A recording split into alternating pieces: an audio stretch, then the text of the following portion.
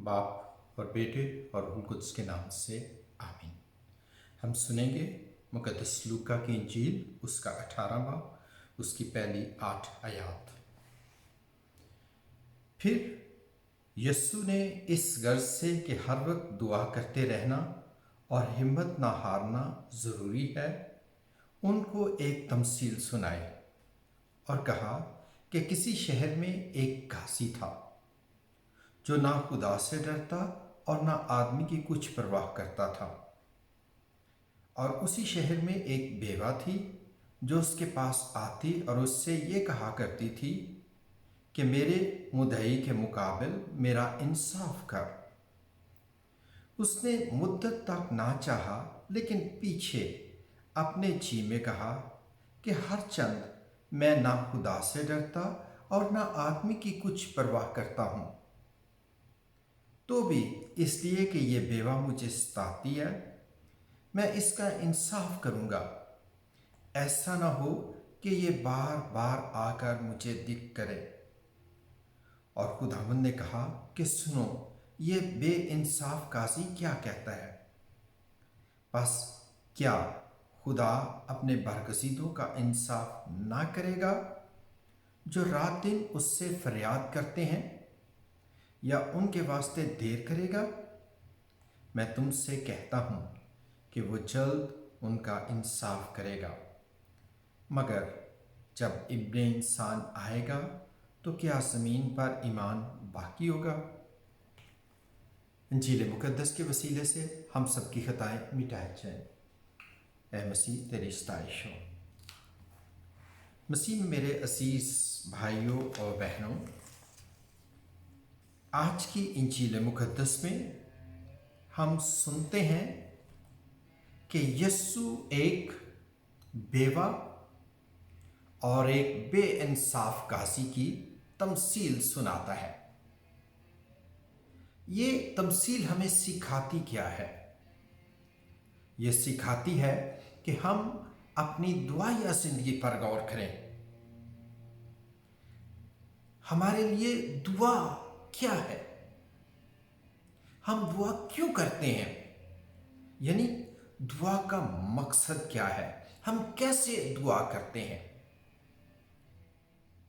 कहा जाता है कि दुआ के ज़रिए इंसानी रूह खुदा तक रसाई हासिल करती है। यानी दुआ के ज़रिए हम अपने आसमानी बाप से अपने रिश्ते, अपने तल्लत में मजबूत होते हैं। वो हमारा बाप है, हम उसके बच्चे हैं। हम उसके हुजूर आते हैं, हम उसका शुक्र अदा करते हैं, हम उससे इल्तिजा करते हैं। हम शुक्र उसकी नेमतों के लिए जो वो हमारी ज़िंदगियों में अता करता है उसके लिए करते हैं। अपनी ज़रूरियात के लिए, अपने मंसूबों के लिए, अच्छे मंसूबों के लिए हम खुदा से इल्तिजा करते हैं।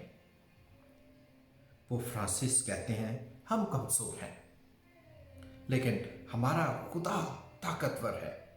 वो हमें हिम्मत और हौसला देता है कि हम उसके हुजूर आएं। ये वो ताकत, ये वो हौसला है जो रूहुल कुद्स हमारी जिंदगियों में लाता है। रूहुल कुद्स हमें दुआ करना सिखाता है। रूहुल कुद्स हमारी जिंदगियों में तब्दीली लाता है कि हम खुदा पर भरोसा करें, हम उस पर यकीन रखें, हम उस पर तवक्कल करें। और आज की इंजील मुक़द्दस में यस्सु हमें यही बताना चाहता है। बेवा औरत नाइंसाफ या बेइंसाफ काजी के सामने है, बार बार उसके पास जाती है, इल्तिजा करती है, फरियाद करती है, हलीमी और फरोतनी के साथ इंसाफ मांगती है। दुआ में हलीमी और फरोतनी ज़रूरी है। लगातार दुआ करें, हिम्मत ना हारना। तमसील में बेवा जो है वो कमज़ोर है, उसका दफा करने वाला कोई नहीं, उसका मददगार कोई नहीं, लेकिन उससे खुदा पर भरोसा है। वो इंसाफ के लिए बोलती है, انصاف کے لیے جستجو کرتی ہے، اور یہ لگاتار جب وہ انصاف کے لیے جستجو کرتی ہے، فریاد کرتی ہے، تو بے انصاف قاضی بھی اس کی سنتا ہے، وہ تبدیل ہوتا ہے، وہ اس کو انصاف دیتا ہے۔ اب ہم کیا سیکھتے ہیں کہ ہمیں دعا کرتے ہوئے کبھی ہمت نہیں ہارنی چاہیے، ہمیں ہمیشہ خدا کے پاس آنا چاہیے اور بار بار التجا کرنی چاہیے، اس بیوہ عورت کی طرح۔ اور اس کے ساتھ ساتھ جو آج کی انجیل مقدس میں آخری آیت ہے اس پر غور کریں، مگر جب ابن انسان آئے گا تو کیا زمین پر ایمان باقی ہوگا؟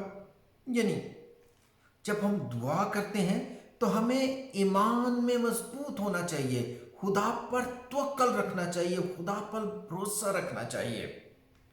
یہ عورت، یہ بیوہ عورت کمزور ہے، لیکن اس کا ایمان مضبوط ہے، اس کی جستجو جو ہے وہ مضبوط ہے، اس کی کوشش جو ہے وہ مضبوط ہے، وہ بار بار قاضی کے پاس جاتی ہے، وہ قاضی کو تبدیل کرنے میں کامیاب ہوتی ہے۔ ہمیں بھی اپنی دعاؤں میں ایمان رکھنا چاہیے، اپنے آپ کو خدا کے حضور پیش کرنا چاہیے، اس سے التجا کرنی چاہیے، اس سے مانگنا چاہیے، اور اپنی زندگیوں کو، اپنے آپ کو خدا کے حضور پیش کرنا چاہیے، خدا کی مرضی کو قبول کرنا چاہیے۔ اور مقدسہ مریم ہماری ماں، ہماری استاد ہمیں سکھاتی ہے، مشکل حالات میں فرشتے کے جواب میں وہ کیا کہتی ہے؟ دیکھ میں خداوند کی بندی ہوں، میرے لیے تیرے قول کے موافق ہو۔ وہ ہمارے لیے نمونہ ہے۔ یسوع، خداوند یسوع مسیح صلیب پر وہ کہتا ہے، اے باپ میں اپنی روح تیرے ہاتھوں میں سونپتا ہوں۔ یسوع یہ بھی کہتا ہے، میری مرضی نہیں بلکہ تیری مرضی پوری ہو۔ ہمیں خدا کا رحم مانگنا چاہیے۔ اناجیل میں بہت سی ایسی کہانیاں جو ہمیں یہ سکھاتی ہیں، لیکن میں محصل کی کہانی پر غور کرنا چاہوں گا۔ محصل قبول کرتا ہے وہ گناہ گار ہے، اور وہ کیا کرتا ہے؟ اے خداوند مجھ گناہ گار پر رحم کر۔ ہمیں خدا کے رحم کے لیے التجا کرنی چاہیے، اور یقیناً خدا ہماری دعاؤں کو سنتا ہے، انہیں قبول کرتا ہے۔ خدا یسوع مسیح کی تمجید ہو ہمیشہ سے ہمیشہ تک۔